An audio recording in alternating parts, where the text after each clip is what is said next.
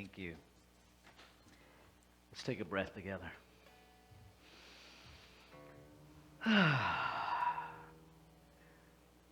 I contemplated all week changing the talk title because it felt a little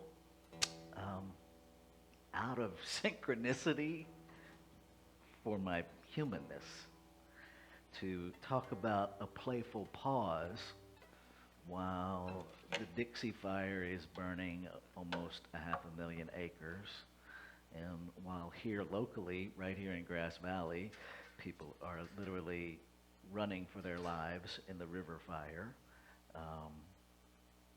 while I'm putting out prayer requests to the practitioners and ministers to hold a 2.5-year-old in prayer who has been diagnosed with COVID. It was a little challenging to even contemplate a playful pause. And yet, that is the perfection and the wisdom of Spirit. Because what kept coming up for me was the obvious that I've missed for 61 years. Have you ever noticed how when things are perfectly fine in your life, perfectly fine, nothing's wrong, but yet you find a way to manufacture some sadness? Anybody else do that? Not a thing going wrong, but somehow we manage to find a way to manufacture sadness. And yet, when everything's going wrong, how dare you introduce the idea that you can manufacture some happiness and joy? We get really offended by that. Isn't that interesting? It's okay to manufacture sadness. It's not okay to manufacture joy. Why is that? And I just sat with that, and it's like, because we're more comfortable. Our comfort zone, whether we like it or not, and if this upsets you, I would like to tell you I'm sorry, but I'm not, so I won't. Our comfort zone as human beings tends to live in victimhood. Now, that's not a fun thing to own, but it's true. Look at a fire happened. Homes burnt. A tree fell. But if you look at all of the rhetoric around it, I'm so sorry this is happening to you. It didn't happen to anybody. It just happened. The fire isn't personal. I'll guarantee you there was no element in that fire, even though fire has a life of its own, and I have fought forest fires, and they're very weird because they'll take out this house, skip this house, and take out these houses, right? That has nothing to do with it did it to you but not to you. It has to do with climate zones. It has to do with how fire moves based on the weather, based on the air in the immediate area. Right? It pulls it, and it pushes it, and it moves it. And for whatever reason, that particular house didn't catch on fire. It's not personal. It doesn't mean the houses that burned are bad, and the house that didn't are good. I watched that happen in Santa Rosa when the fire swept through there with different people in the spiritual community up there in Santa Rosa. And people were actually saying ridiculous things like, so-and-so must have really been on top of their prayer work because their house didn't burn up. I suggest that you do some study on prayer because that's not how it works. That's not how it works. Okay? That is a God outside of us that punishes and rewards, and that's not what we teach. Okay? We teach that we live in alignment with nature. We live in alignment with natural law, and fire is a part of natural law. And again, notice the perspective. In the wintertime, when we're cold, fire is an amazing thing, isn't it? We build them on purpose inside our homes. In things called fireplaces and stoves. It has a function. But when it's out of control, well, guess what? It still has a function. The difference is we don't like that function. Because now that function is changing what we want. That doesn't mean we have to go to a place of complete despair. It also doesn't mean, and I want to be really clear, there is no part of me that is suggesting we put on blinders and earplugs and what I have grown up calling be a bliss ninny, right? Where we ignore that people's homes burn down, that they've been impacted. But that doesn't mean we have to mourn everything. It means we mourn that. My favorite story, and I wish I'd been there to witness it, but I believe it's true. Don Miguel Ruiz came out of a shopping mall, and his vehicle was gone. Someone had stolen his vehicle. And his first response was, cool, I get a new car. That's where I want to live. I want to live in such a place of centeredness, such a place of, I can't even say non-attachment, but appropriate attachment. Because if I go out in this back lot and my truck is gone, you all will witness the biggest man-baby fit you have seen in your entire life. I'm attached to that truck. I ain't gonna lie. I'm attached to the stuff in the truck, mostly my fishing gear. You will see a big man-baby temper tantrum. Right? I want to get to the place where I could walk out there and go, cool, I get new fishing equipment. I get a new truck. Yay! Leave my truck alone.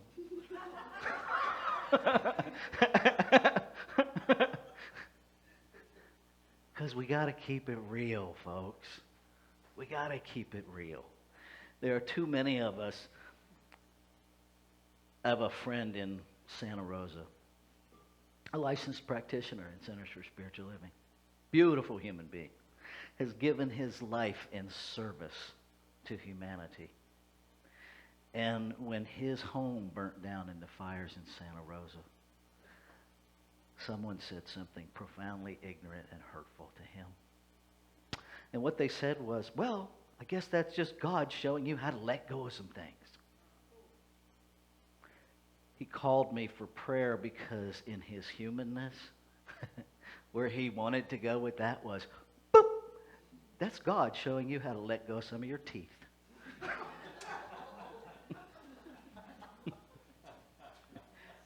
It's not helpful, right? We want to celebrate life, but don't be cruel. Don't be unthoughtful and insensitive. If someone's home burnt down, that is not the time to rejoice in their loss. It is the time to rejoice that we live in an abundant, creative world that is going to stand with them as they rebuild the life they want to rebuild. There's a difference. There's a difference. We don't ignore condition. We just refuse to be led by it. Right? Our teaching tells us that we control conditions through the use of mind. Mind being energy, the use being how we funnel it with our thoughts, with our beliefs. And so we know that everything that is needed to rebuild every life that has been negatively impacted isn't coming It already exists. Because if you put it in terms of it's coming, you create a delay. It's already here. It's already existing, and by seeing it fully present, fully here, fully now, we bring it into being. How does that happen? Ideas get sparked. Right? I'm watching my friend who had the tree fall on her house this morning. At 2 o'clock in the morning, people are already coming out of the woodwork. There are trucks going with her to her home even as we speak this morning to move stuff out and put it in storage. And there are multiple places for her and her dog to stay. It's already being handled by the resources that already exist. You are a resource in the mind of God. Right? You may not have a ton of money to throw at something, but you have your time. You have your talent. There's some place for you to serve in all of this, if nothing else, in prayer. Prayer is powerful. We're all using the same energy source. And so you breathe into that and you see everyone who is impacted lifted up, because when the tide rises, every boat rises. Have you ever been someplace where the tide changed and all the boats except for one moved? No. Right? So even if you have no physical resources, you have you. Now, how do we access play in the middle of all of this stuff? Right? Gratitude. I watched somebody who had to evacuate, and the first things they posted on Facebook was gratitude. Gratitude about being able to evacuate. Gratitude about having had some warning so that they had time to pack some stuff. Gratitude that they had someplace to go. Gratitude that there was an emergency shelter at the fairground for their pets. Start with gratitude, no matter what's going on. See, because here's the thing. If you're struggling to figure out what to be grateful for, if you can complain you're alive, start there. Right? If you're complaining, instantly shift it. You can be grateful that you're alive and have the capacity to gripe. I don't care what you're grateful for. Just get grateful. It shifts everything, because you can't actively state how grateful you are and continue to complain. It's like trying to have a dark room with the light on. Don't work. Right? So just start gratitude. Get busy doing something. Be in service to one another. Right? Pick up the phone. If you hang out on social media, message folks. Are you okay? Do you need something? Right? Get engaged in the process.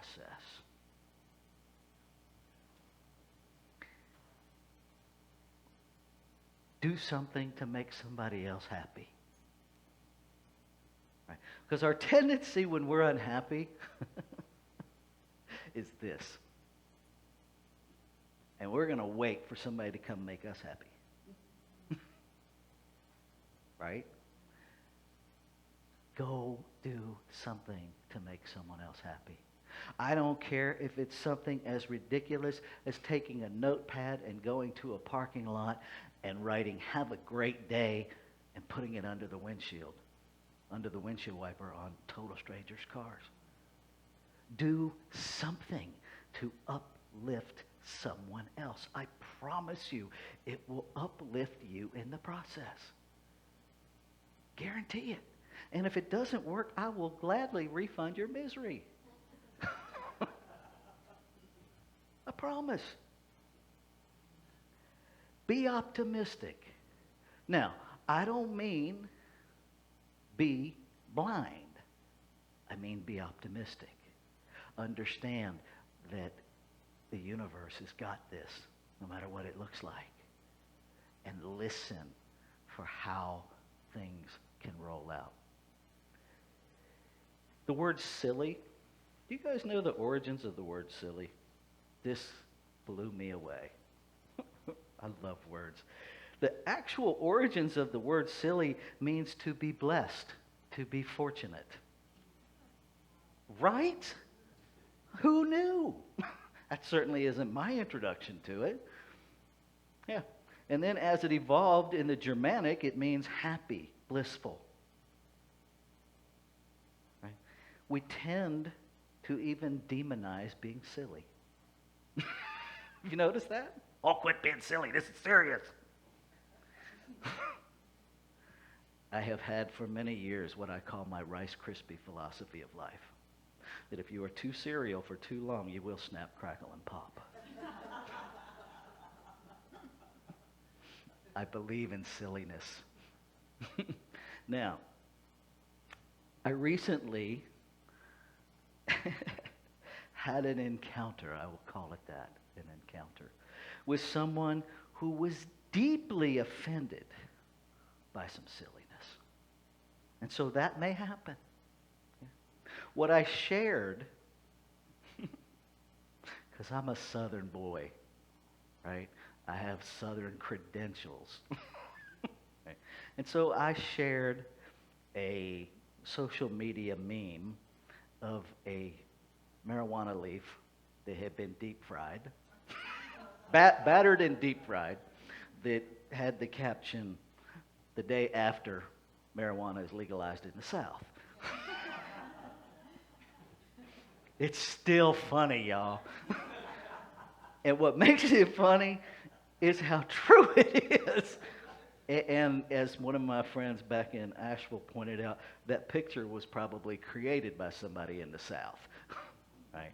Because we will fry anything. You can go to a fair in the South and you can actually spend $7 for a deep fried stick of butter. I ain't lying. Right? But this person took deep offense to that and sent me this scathing email about how dare I talk about inclusion and do diversity, equity, and inclusion work and then make fun of everybody in the South. And what I was, attempted to help this individual understand is that I didn't make fun of anybody. What I did was laugh at the ridiculousness of an element of our culture that I know to be true. Okay? It's just true. But notice, if we have a perspective that something is negative, it will be negative for us. It won't matter. And so you just have to know that. So be sensitive, know your audience as you're being playful. Be willing to have the conversation with someone if it doesn't land really well, okay? Be willing to be open to the conversation because that's where relationship happens. And at some point, if you know that it's really clean within you, let it go. Your job is not to change another human being. Your job is not to heal their wounds. Your job is to be available and walk with one another in our healing. But we can't impose healing on each other. And so as we all are navigating this process of COVID, as we're navigating the healing from the fires, as we're navigating the healing of the atmosphere and the smoke and everything else, what we can do is be available to one another. And I encourage you to be willing to sit in the discomfort with one another. To be clear enough in yourself that you can pause, be playful, restore, and then get back in the trench. Because that's where healing happens. When we're willing to be in the trench with one another, non-judgmentally, to just be there. And when someone is going through their process, right, Several of us in ministry went out to the evacuation places to just be there for people. Here's what people need in that scenario. They need these. They don't need this. They need these. They need this. So just listen. Just listen. You don't need to change people. Just be present with them. Be willing to be in their pain with them. And if that brings up something that you aren't ready to deal with, that's the gift they just gave you for your healing. Because if you can't be with their pain because it triggers your pain, you got some work to do. Thank them for taking you to that awareness, and then get about the business of healing yourself, and then come back. I want to close with one of my favorite writings. It's from 1927, Max Ehrmann. He wrote this for his daughter, Desiderata, which actually comes from the Latin desideratum, meaning something that is needed or wanted. Go placidly amid the noise and the haste, and remember what peace there may be in silence. As far as possible without surrender, be on good terms with all persons. Speak your truth quietly and clearly, and listen to others. Even to the dull and the ignorant, they too have a story. Avoid loud and aggressive persons. They are a vexation to the spirit. If you compare yourself to others, you may become vain or bitter. For always there will be greater and lesser persons than yourself. Enjoy your achievements as well as your plans. Keep interested in your own career, however humble. It is a real possession in the changing fortunes of time. Exercise caution in your business affairs, for the world is full of trickery. But let this not blind you to what virtue there is. Many persons strive for high ideals, and everywhere life is full of heroism. Be yourself. Especially do not feign affection. Neither be cynical about love.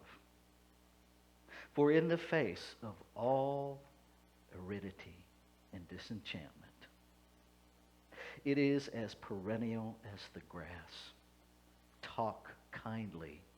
Take kindly the counsel of the years, gracefully surrendering the things of youth. Nurture strength of spirit to shield you in sudden misfortune. Do not distress yourself with dark imaginings. Many fears are born of fatigue and loneliness. Beyond wholesome discipline, be gentle with yourself. You are a child of the universe, no less than the trees and the stars. You have a right to be here. And whether or not it is clear to you, no doubt the universe is unfolding as it should. Therefore, be at peace with God, whatever you conceive it to be. And wherever your labors and aspirations, in the noisy confusion of life, keep peace in your soul. With all its sham, drudgery, and broken dreams, it is a beautiful world. Be cheerful. Strive to be happy. Let's take this into prayer. And so what I know is that the energy of life is joy. It is love. It is peace. It is power.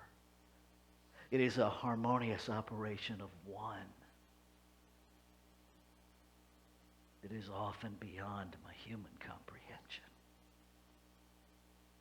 And I know the truth of it from the glimpses of experiencing my soul as it. And so I know that being created out of it, by it, to be it, I am fully infused with it. That I am literally it in form. And what is true of me is true of all creation.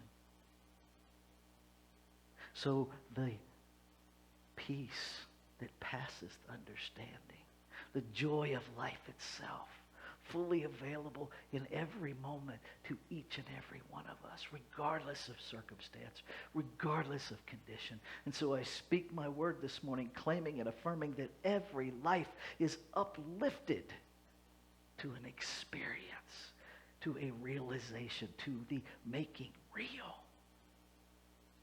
The joy, the peace, the love, the harmony that is the nature of the Spirit of all. That the power of that heals all discord, heals all loss, makes the path of grief gentle and kind. So grateful. So grateful to know that love is lifting up love this morning, that peace is lifting up peace this morning, that kindness is the order of humanity this day.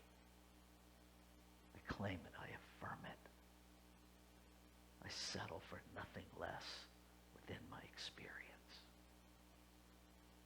I choose to be that. And so I celebrate. And as I celebrate, I let go, knowing it's already done, already complete. Nothing to do but experience it. I let go. I invite you to join me to claim your birthright and the activity of it in your life as we say together, and so it is.